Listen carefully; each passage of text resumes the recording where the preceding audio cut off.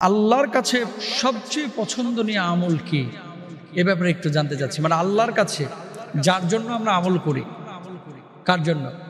আল্লাহর সন্তুষ্টির জন্য। কেন আমল করি? নিজে জাহান্নামের আগুন থেকে মুক্তি পাওয়া, আল্লাহর সন্তুষ্টি অর্জন করা, কিয়ামতের ময়দানে বিনা হিসাবে জান্নাতে যাওয়া। একজন মুমিনের উদ্দেশ্য কিন্তু এটাই। আর কিছু বাংলাদেশে এখন কিছু বদমাশ বাইর হয়েছে, কিন্তু খেয়াল করে দেখবেন, এরা বলে যে এই কাজ করে যদি আল্লাহ আমার জাহান্নামে দেয় আমি অতই খুশি। এরকম কথা কিন্তু অনেকে বলে। মানে শিরকি, বিদআতি, বিভ্রান্তিকর কিছু কাজ কিছু মানুষ করে, তার ভেতরে এরকম একটা জন বা ধারণা আছে যে এই কাজটাই আমাকে জান্নাতে নেবে, অথচ এই কাজটা ইসলামে জায়েজই নাই। অসংখ্য মানুষ কিন্তু এরকম পাবেন। পরশুদিনকে একটা লেকচার দেখছিলাম, একজন কি বলবো, বিভ্রান্ত একজন পীরের। তিনি বলছেন যে আসলে এই যে মোল্লা মুন্সিরা বা সাধারণ মানুষ যে নামাজটা পড়ে, শরিয়ায় কিন্তু এই ধরনের কোনো নামাজ নাই।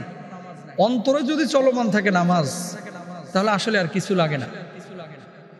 এরকম কথাবার্তা কিন্তু আপনারা পাবেন এই বর্তমান বাংলাদেশে এবং সারা পৃথিবীতে। কিন্তু এরকম বিভ্রান্তিকর কিছু লোক আছে, এদের থেকে দূরে থাকতে হবে। তো আমি যে কথাটি বলছিলাম যে আল্লাহর জন্য আমরা ইবাদত করি, আল্লাহ সুবহানাহু ওয়া তাআলার কাছে কোন আমল, এরকম তিনটি আমল রয়েছে যে তিনটি আমল আল্লাহ পছন্দ করেন, যেই তিনটি আমল রাসূল পছন্দ করেন। সুবহানাল্লাহ, এই তিনটি আমল বেশি বেশি করেন আর কিয়ামতের ময়দানে বিনা হিসাবে জান্নাতে যান ইনশাআল্লাহ তাআলা।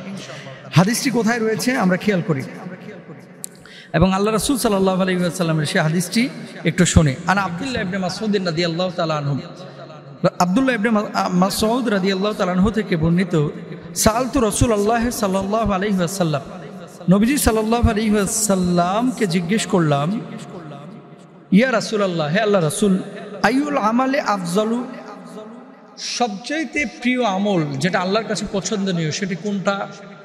ক্বাল, রাসূল আকরাম সাল্লাল্লাহু আলাইহি ওয়াসাল্লাম বলছেন, আস-সালাতু আলা মিকাতিহা,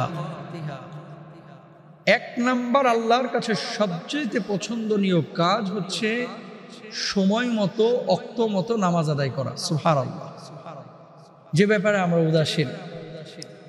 আমরা নামাজ পড়ি তো অনেকেই, দেখেন নামাজ পড়েও জাহান্নামে যাবে যে দুই শ্রেণীর মানুষ। এক নাম্বার হচ্ছে যারা উদাসীন নামাজের ব্যাপারে,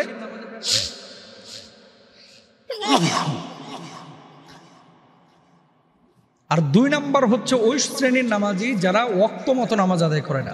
নামাজ পড়ে কিন্তু ওয়াক্ত মতো পড়ে না। গ্রামগঞ্জে কিছু মহিলা দেখবেন আজানের 1.5 ঘন্টা পরেও কিন্তু জোহর আদায় করে না। ওই গরুকে খাইতে দেয়, ওই ঝাড়ঝাটা দেয়, দিতে দিতে একেবারে বিকেল 4টার দিকে গিয়ে জোহর পড়ে, আর আসর পরে ঠিক মাগরিবের আগে। এই ধরনের নামাজি সরকারি কর্মকর্তা পাবেন, বেসরকারি চাকরিজীবী কিছু পাবেন, আমাদের আশপাশে এমন কিছু ভাই ব্রাদার পাবেন যে মানুষগুলো ওয়াক্ত মতো নামাজ আদায় করে না, সময় মতো নামাজ পড়ে না, সময় যখন শেষ হয়ে যায় তখন যায় নামাজে। এরকম নামাজি যারা আছে এবং যারা লোক দেখানোর জন্য নামাজ আদায় করে, আল্লাযীনা হুম ইউরাউন, এই সমস্ত মানুষগুলো নামাজ পড়েও জাহান্নামে যাবে। সুতরাং ওয়াক্ত মতো নামাজ পড়া যেমন ফরজ, শুধু পড়লেই হবে না, সময় মতো পড়তে হবে। অস্বীকার করতে পারবেন না, বাংলাদেশে অসংখ্য নামাজি এমন আছে যারা ফজরের নামাজ পড়ে সকাল 7টা বা 8টার দিকে যখন ঘুম থেকে জাগ্রত হয়, অফিস যাবে তখন নামাজ পড়ে অফিসে চলে যায়। নিয়মিত এটা করা আপনার জন্য হারাম, জায়েজ নেই। এক নাম্বার আল্লাহর কাছে সবচেয়ে পছন্দনীয় আমল হচ্ছে সময় মতো নামাজ আদায় করা। এবার আসেন 2 নাম্বার।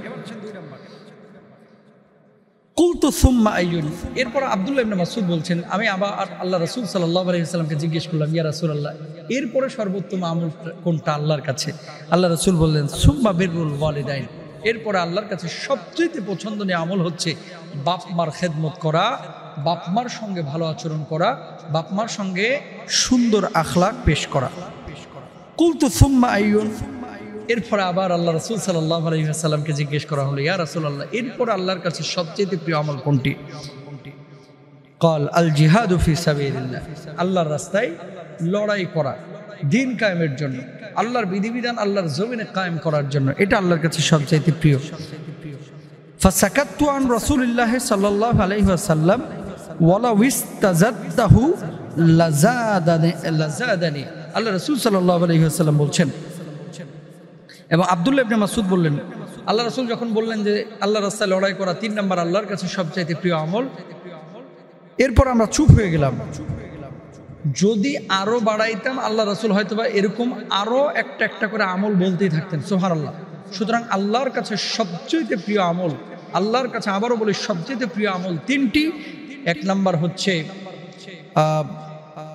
সময় মতো নামাজ আদায় করা, 2 নাম্বার বাপমার খেদমত করা, বাপমার সঙ্গে ভালো আচরণ করা, 3 নাম্বার আল্লাহর রাস্তায় লড়াই করা।